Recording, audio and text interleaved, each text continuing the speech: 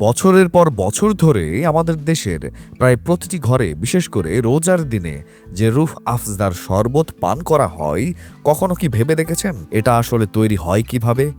আজ আমরা দেখব ফ্যাক্টরিতে এই জনপ্রিয় রুহ আফজা তৈরির পুরো প্রসেস। ধাপ ১, সুগার সিরাপ তৈরি।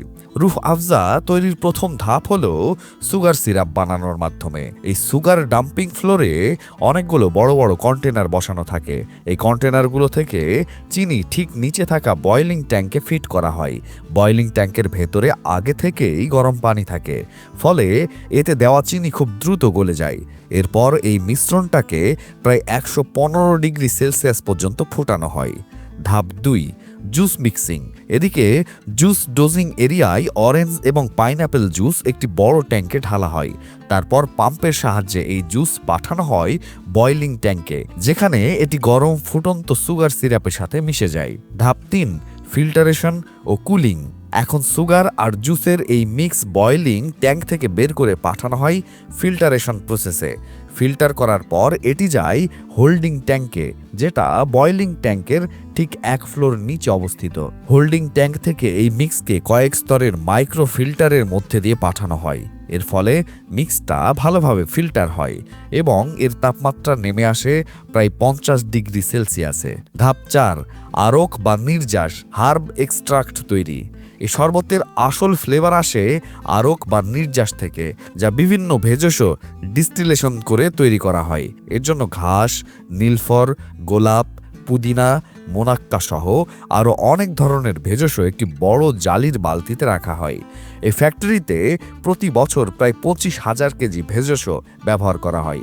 এরপর এই বালতিটিকে রাখা হয় গরম পানি ভর্তি হার্ব ডিস্টিলেশন ট্যাঙ্কে। বালতিটি সেট করার পর লিড বন্ধ করে দেওয়া হয় এবং ভেতরের পানি ফুটতে দেওয়া হয়। ফুটন্ত পানির সিস্টেমের সাথে ভেষজ থেকে বের হয় এসেনশিয়াল অয়েল এবং ন্যাচারাল ফ্লেভার। এরপর এই স্টিমটিকে কনডেনসেশন প্রসেসে ঠান্ডা করে তরলে পরিণত করা হয়, যাকেই বলা হয় আরক বা নির্যাস। এই টেকনিকটি শত শত বছর পুরনো, তবে আজও এই ফ্যাক্টরিতে আধুনিক প্রযুক্তির মাধ্যমে এটি ব্যবহার করা হয়। এরপর তৈরি হওয়া আরক একটি আলাদা ট্যাঙ্কে পাঠানো হয়।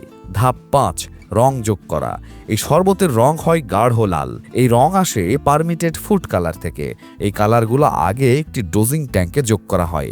এরপর সুগার সিরাপ ও জুস মিক্সিংকে একটি মিক্সিং ট্যাঙ্কে ট্রান্সফার করা হয়। এখন সেখানে যোগ করা হয় লাল কালার এবং ভেষজ থেকে পাওয়া আরক। এরপর সবকিছু ভালোভাবে মিক্স করা হয়, আর ব্যাস, পেয়ে গেলাম গাঢ় লাল রঙের আমাদের কাঙ্ক্ষিত শরবত। সবচেয়ে মজার এবং স্বাস্থ্যকর বিষয় হলো এই শরবতে কোনো আর্টিফিশিয়াল ফ্লেভার ব্যবহার করা হয় না। ধাপ ৬, কোয়ালিটি চেক। এখন এই ফাইনাল মিক্সের স্যাম্পল পাঠানো হয় একটি আধুনিক কোয়ালিটি চেক ল্যাবে, যেখানে টেস্টিং শেষ হলে শরবতকে পাঠানো হয় বটলিং সেকশনে। ধাপ ৭, বটলিং প্রসেস।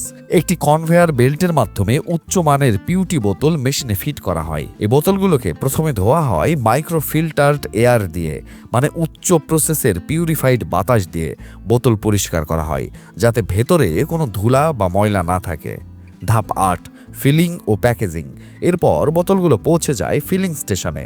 এখানে একটি অটোমেটেড ফিলিং মেশিন বোতলে রুহ আফজা ভরে দেয়। মজার ব্যাপার হলো এই মেশিন প্রতি মিনিটে প্রায় ২৬৫ বোতল ভরতে পারে। এরপর আরেকটি অটোমেটেড মেশিনের মাধ্যমে বোতলে ক্যাপ লাগানো হয় এবং সাথে সাথে বোটেলিংও সম্পন্ন হয়। এভাবেই আধুনিক প্রযুক্তি আর শত বছরের পুরনো হার্ব ডিস্টিলেশন টেকনিক ব্যবহার করে ফ্যাক্টরিতে তৈরি হয় আমাদের প্রিয় শরবত।